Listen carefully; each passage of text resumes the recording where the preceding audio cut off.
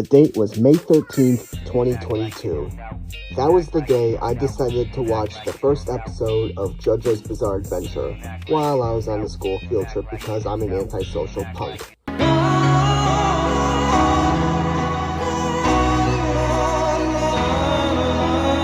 I fell in love with that anime ever since. And now, approximately 7 months later, I watched the finale of Stone Ocean and, well, this was originally just going to be a review of Stone Ocean alone, but then I decided that since the finale was released, and I was planning on talking about the rest of the anime at some point, and I plan on doing something similar with Attack on Titan when the finale comes out, I decided to hit 2 birds with 1 stone and just do a full series retrospective. This video is going to feature parts 1 through 6 only. Parts 7, 8, nor the upcoming part 9 count, since those parts take place in a separate universe. And I'll be exclusively talking about the anime. I won't be talking about the OVA, because that's a topic for another video. But before we begin, how about a fun challenge? Take a shot every time I say the name JoJo. Actually don't, it's a terrible idea. With all that said, let's begin.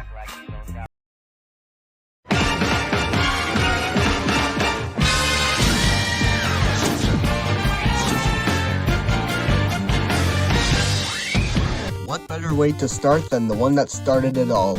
We enter England in the Victorian era to follow the journey of Jonathan Joestar, the nice boy. This part is pretty bizarre, let me tell you that. With Dio's vampiric abilities, the use of Hamon, and, well, basically anything supernatural, we get the beginning of one of the most heavily memed franchises on Earth, aside from, I don't know, Shrek? But let's start with my opinion on part 1. This part was mostly cliche in terms of story. Examples? George Joestar, Jonathan's father, dying. Jonathan learning how to use Hamon and... Okay, maybe this part's not that cliche? I mean, yeah, Jonathan Joestar is basically a generic good guy type of protagonist. He's a very nice person, which is typical for the majority of shonen protagonists. He feels sympathy for even the villains, even if they killed his father, or stole his girl's first kiss, or prevented him from having a happy ending, or even burnt his dog alive. Jesus Christ, Dio. Speaking of villains, Dio Brando just might be my favorite JoJo villain, as well as maybe one of my favorite anime villains in general. Yeah, he may be the funny Muda and Ri guy, and he was the one with a very memeable quote. But memes aside, he's actually genuinely evil. There's this one scene where he turns a woman into an undead monster in exchange for her child's safety, and the first thing she does is eat her own child. And he knew this would happen. Even though he said he'll spare the infant, the child still ended up getting murdered in cold blood. But enough about bisexual vampires. How about we talk about Best Waifu Speedwagon? In all seriousness, he's a true homie. He's even willing to heat up someone's hand using his abs. Speedwagon is best girl. The only JoJo waifu that comes close is Tequila Joseph. Anyway, Will A. Zeppeli is cool, just cool. Nice. And everyone else I either forgot about or I just don't really have a strong opinion about them. Phantom Blood is short and sweet given that it only lasts for 9 episodes, but one of the most impactful moments in this part is... Just kidding, it's Jonathan's death. The fact they killed off the main character in only 9 episodes, this shows that even the main character isn't safe from death unlike most animes. Seriously, think of another anime that killed off their main protagonist mid-story. No, Goku doesn't count. He died 3 times already and is still alive and kicking after all of that. Not to mention, death is basically a joke in Dragon Ball. But anyway, this is one of the things I love about JoJo as a whole. The fact that each part has not only a new protagonist, but also a new set of characters to love or hate. I rate Phantom Blood a 7.5 out of 10. And to those of you that say skip it, what the hell is wrong with you? Like, part 1 is basically, like, the most important part.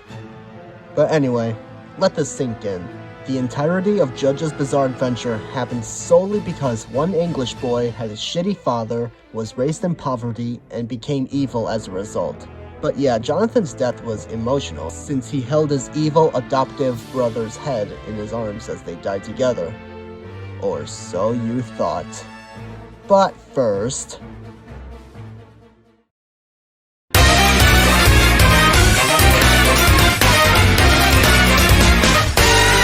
"50 years after the era of Jonathan Joestar, we get to follow his grandson, Joseph Joestar, aka the funniest Joestar. Let me just say, part 2 fucking slaps. This was the part where Araki decided what he wanted to do with his series.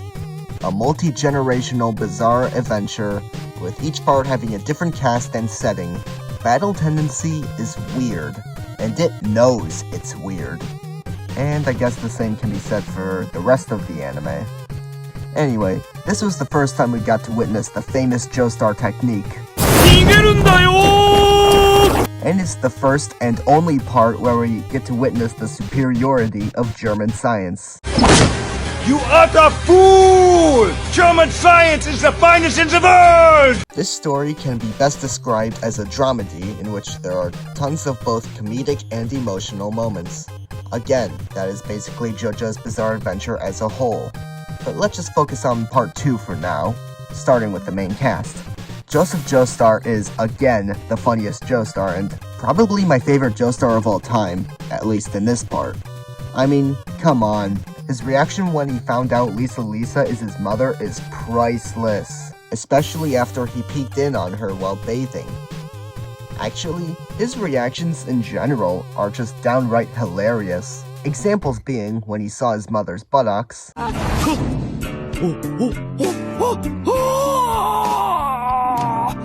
Nice! when he found out Susie Q forgot to send a telegram letting everyone know Joseph is alive, Oh no! 信じらんねえ! 何考えてんだあの甘! and even Caesar Zeppeli's death. Speaking of Caesar, as a character he was pretty cool. I thought the progression of his relationship with Joseph as it went from rivals to friends was done right. His death was potentially one of the saddest moments throughout the anime, but because of Joseph's...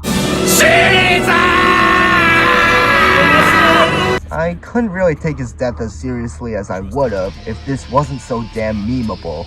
Anyway, Lisa was pretty good. I thought the twists about her character were done right, like being Joseph's mother, for starters. And how can I forget my favorite Nazi, Stroheim?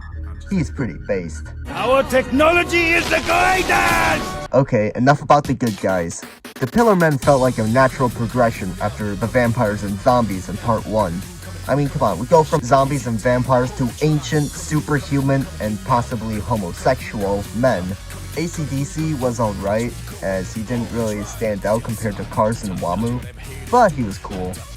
I loved Wamu's warrior-like character, and because of the fact he has a quote-unquote human personality and feels sympathy for his enemies, he's actually my favorite out of all the Pillar Men.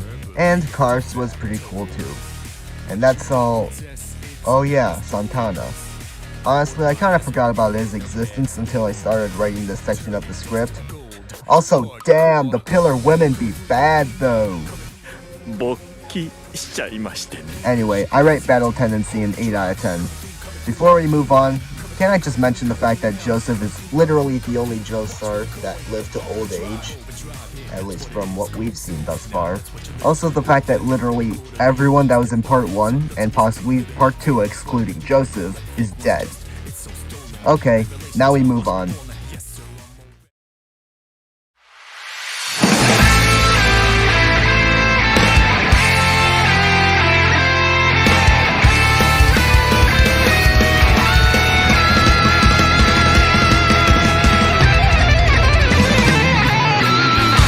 Years after Joseph's bizarre adventure, we meet Jotaro Kujo, the bad boy Joestar and also the poster boy for JoJo's Bizarre Adventure.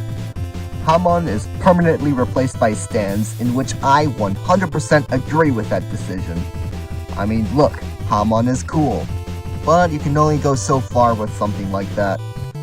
But Stan's on the other hand, all Araki has to do is come up with an ability, and then boom, make the design and name it after a popular song. This part just dragged on.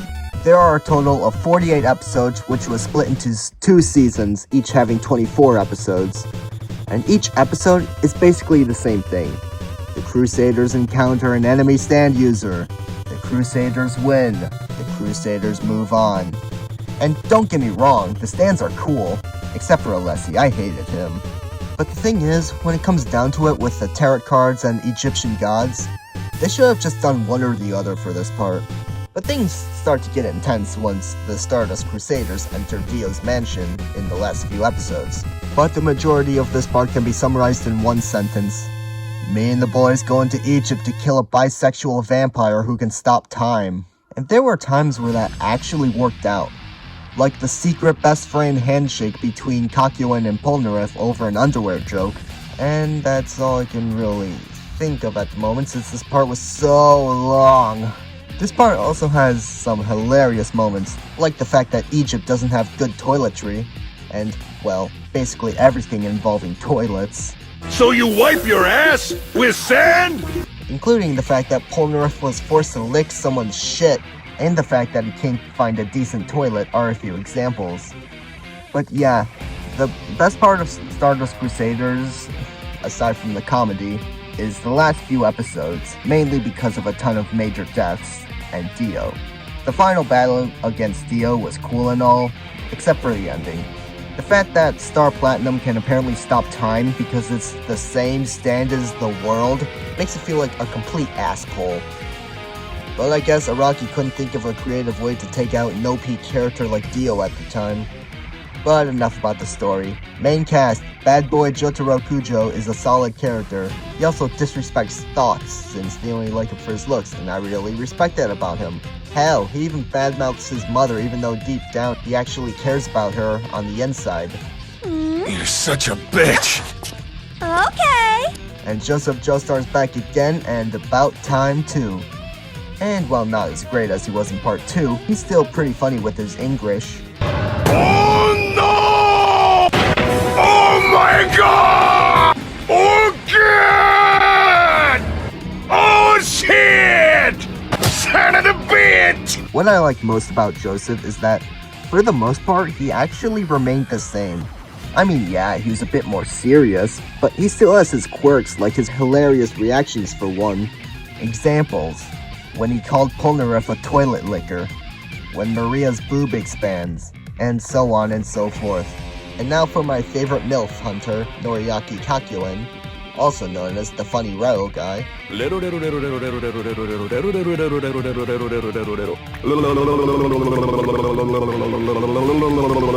He's actually one of my favorite JoBros. Obviously below Best Waifu Speedwagon, of course, but Kakyoin's pretty good too. I hope he gets to survive this part so we can see him again. Fuck. Honestly, I got close to crying when Kakyoin died. The only reason why I didn't is because 1, I was in public, and 2, I don't tear up like I used to. Anyway, now for Jean-Pierre Polnareff.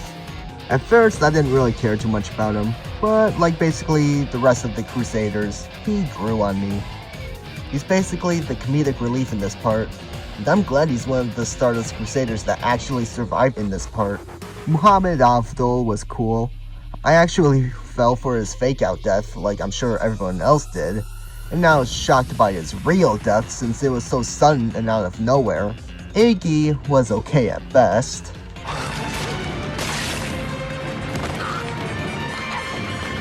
Damn, Araki hates dogs, doesn't he? Well, I'm more of a cat person myself, so I'm not too upset. Bruh. Anyway, Dio is just as good, if not better, than he was back in part 1. The Mudas, the Rees, and the pure evil nature of Dio are unforgettable. And he was the most OP's character in this part since the world is basically Star Platinum on steroids. It's a shame that he had to go out in an anticlimactic way. But I guess aside from the fact this part dragged on, and the reasoning for Dio's defeat was a bit of an asshole, this part was pretty solid. I rate Stardust Crusaders a 7 out of 10. Even though this part dragged on and felt too long, I'm still not ready to say goodbye to this cast. And I guess I can see this as good finale material that wasn't used for the finale. With Dio finally dead and the fact that Jonathan can finally rest in peace, this really ties up the loose ends. I feel the same way about the Cell Saga in Dragon Ball Z, mainly because Goku decides to stay dead. But that's a topic for another video. Back to the topic of this video. I can't just not mention how they started this trend with the opening changing in the last few episodes of the part. Now, before we move on, apparently, a couple of years before the Crusaders took their trip to Egypt, Joseph has been a little, busy.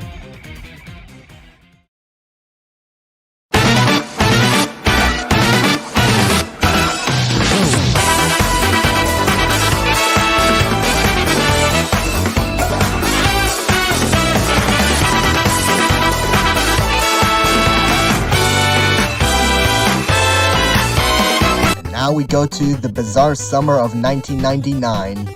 We follow Joseph's bastard son Josuke Higashikata, the only Joestar who doesn't have two Joes, and is also Araki's favorite character. This is basically the part where Stan started to become named after famous songs, examples being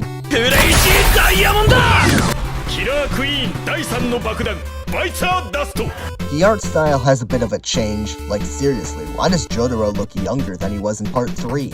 But whatever, this part is basically a small town murder mystery in a fictional Japanese town named Morio. Although, like part 3, the first half felt kinda slow, but it got better once we got to Kira, not to be confused with Kira in Death Note. Anyway, the first half was basically an introduction to all the characters in an attempt to get you attached to them. And, well, it worked for some, but not all. Like, I didn't really like Shigechi, and I didn't really care too much about the salon lady. And Jikako is basically a sadistic yandere, which, again, I don't really care too much for. Oh, and there's that middle-aged midget whose name I forgot. And the kid that tried to make Joseph stab Jotaro with a pen, whose name I also forgot. Oh, and how can I forget the kid that tried to beat Rohan in Rock, Paper, Scissors? Again, I forgot his name. But the ones I did get attached to were characters that played a major role in the story and contributed into finding Kira. Those characters being Rohan, Koichi, Jotaro, Josuke, and Okuyasu. Oh yeah, and Raimi. But as for the majority of the Part 4 cast, they only have one episode to shine, but for the rest of the part, they either didn't do anything major or got killed off. Here's what I mean. There's literally one episode where Josuke and Okuyasu were just eating at a restaurant, while Josuke has suspicions about the chef being an enemy stand user, but it turns out he meant no harm and just wanted to make good food. After that, Tonio didn't contribute much while tracking down Kira, and wasn't shown doing anything until the finale. But this part was in no way awful. The second half was good and kinda made up for the slow start. It was quite emotional. For example, I know I said I didn't like Shigechi, but damn, his death was pretty sad. And of course there's Yoshikage Kira, who not only wants to live a quiet life, but is also basically David Bowie with a hand fetish. I actually relate to him in some ways. Like, I want to live a quiet and peaceful life, but yeah, I think Yoshikage Kira is a solid villain. And next, Joseph is back again for the final time, and well, I guess I'm glad it's the last time he comes back. I mean, just look at this guy, he is nothing like he used to be. Oh my god, Josuke-kun! Okay, he still has some of his quirks.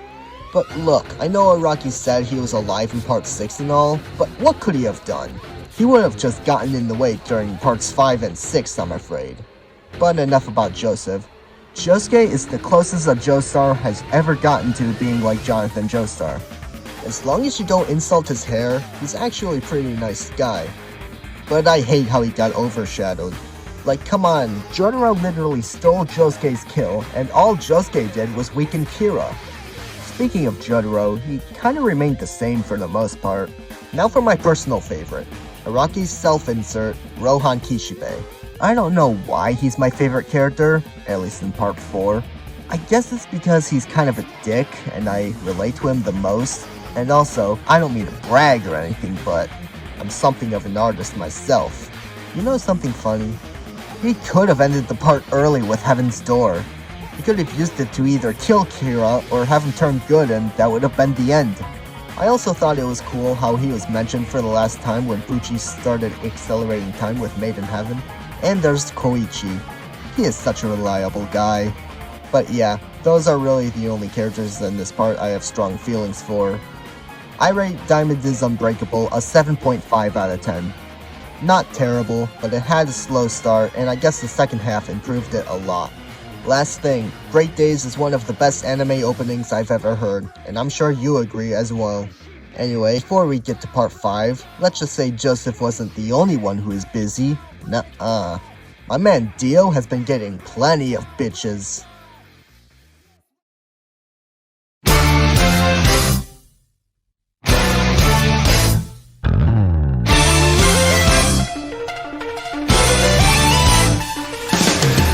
Years after the murder mystery in part 4, we deal with Giorno Giovanna, the son of Dio Brando, Jonathan Joestar, and some random ass chick no one cares about. Giorno Giovanna has a dream to usurp the mafia throne from Diavolo to stop drugs from roaming around Italy. He is actually the closest to being an evil Joestar as we're gonna get. Giorno will kill anyone who gets in his way, but like Josuke, Giorno got overshadowed a lot. Overshadowed to the point where Bruno Bucciarati felt more like a main character.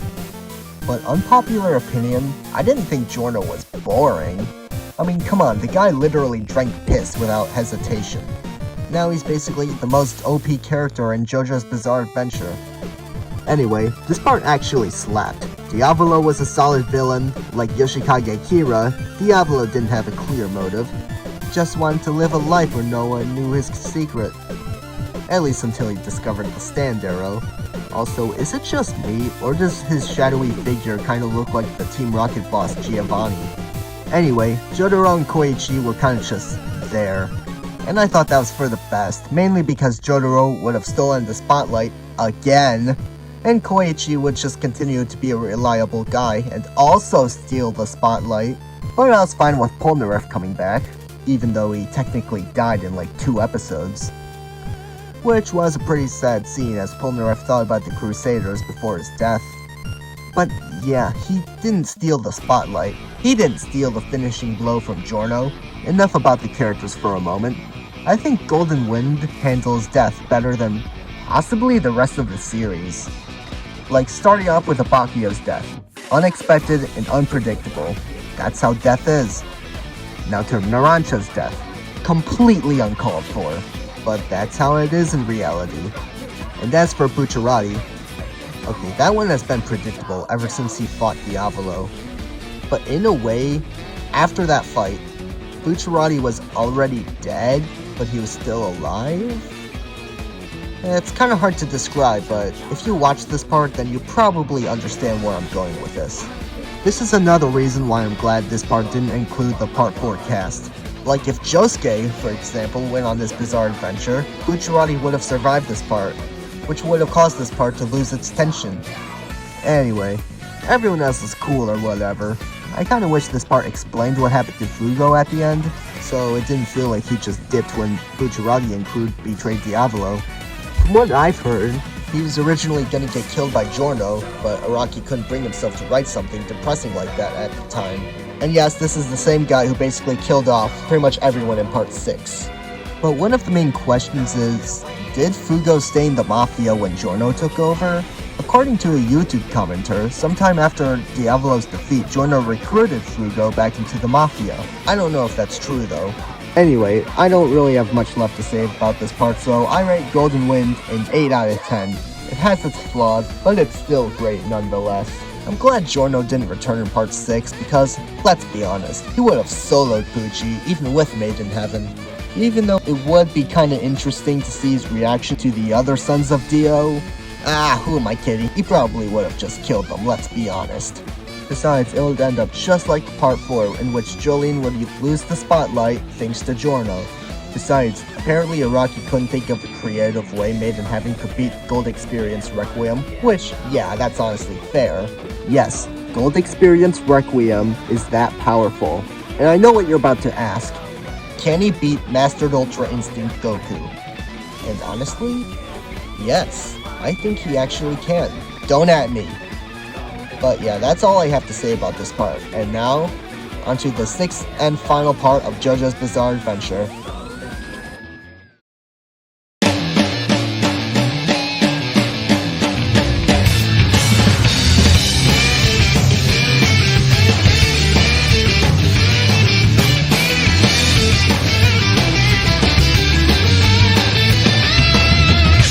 And finally, she's here for you. She's the last member of the Joestar crew. After Bucciarati's bizarre adventure, we deal with the horniness of Jotaro's daughter, Jolene Cujo. This part was divided into 3 cores, so I guess just give my honest thoughts about each core. Okay, not bad. Great! Let me explain. So, the majority of this part takes place in a Florida prison. It seems like a good concept so far, yeah? But then you realize the setting is limited solely because of that. Like, might as well have it take place on a blank canvas. Especially after coming back from part 5, which took place throughout all of Italy, but whatever.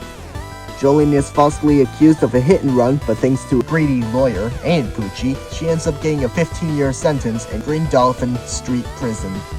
After she discovers this, she ends up killing the lawyer in a brutal way, and I thought this was a great setup for Jolene's revenge story.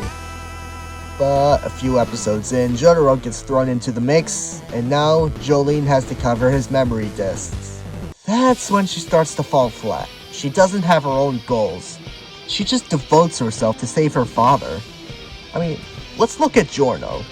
He has his own ambitions, which is to take over the mafia to stop the use of drugs in Italy. I mean, I guess Jolene did succeed, but only for a little bit since Jotaro was killed off for realsies. Goodbye, JoJo! Anyway, there was a good amount of comedy here and there, like the previous parts. An example being that Anasui simping for Jolene is a major comedic relief. But yeah, this part definitely has some of the most OP stands in the main JoJo universe, which is one of the reasons why I'm glad this is the final part. I mean, where are we supposed to go from stands like Weather Report, Bohemian Rhapsody, Jailhouse Lock, and especially Made in Heaven? That goes for the majority of stands in this part. Stands aside, the main villain, Enrico Pucci, is definitely one of my top 3 favorite JoJo villains of all time, with the other 2 being Dio and Kira, even though he's basically the biggest Dio simp I can think of. I mean, come on, just look at these 2 and tell me Pucci's not gay for Dio. Anyway, he has a solid and somewhat confusing motivation, but what I get is that he wants people to see their fate ahead of time, so they'd be ready to face it once it comes. And he was the only JoJo villain who killed more than one Joestar, being Jotaro and Jolene, and actually caused them to stay dead, while Dio may have succeeded in killing off Jonathan permanently, but he only had temporary success with killing Joseph. Anyway, I think Pucci was the villain who was the closest to victory in the anime. I mean, he single-handedly wiped out all but one character in the main cast, and he restarted the universe. But he would have succeeded if it weren't for those meddling kids. But whatever. And I can't just not talk about Jotaro's death. It wasn't as emotional as I thought it would be, but I guess it wasn't intended to be emotional, but rather be for shock instead. I guess the same applied for Hermes and Anasui. But, oh well, at least Jotaro died in the one place he loved, the ocean. Jolene's death, on the other hand, was more badass as she faced Pucci head-on while making sure Emporio gets away.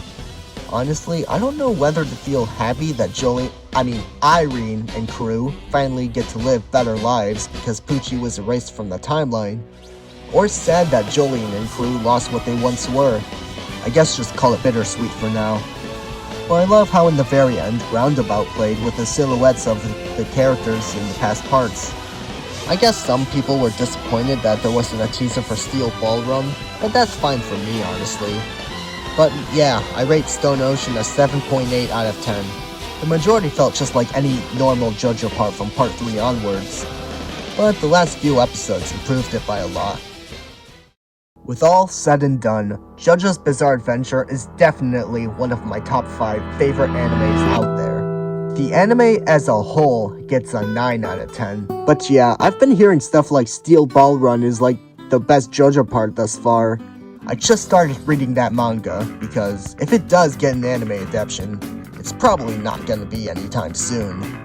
And I don't know much about part 8 other than the fact that Josuke has amnesia and apparently has 4 testicles.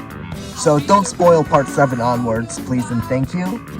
But yeah, I hope you enjoyed this video. This took me a while to make, but whatever. I'll see you in the next video. See ya, chump.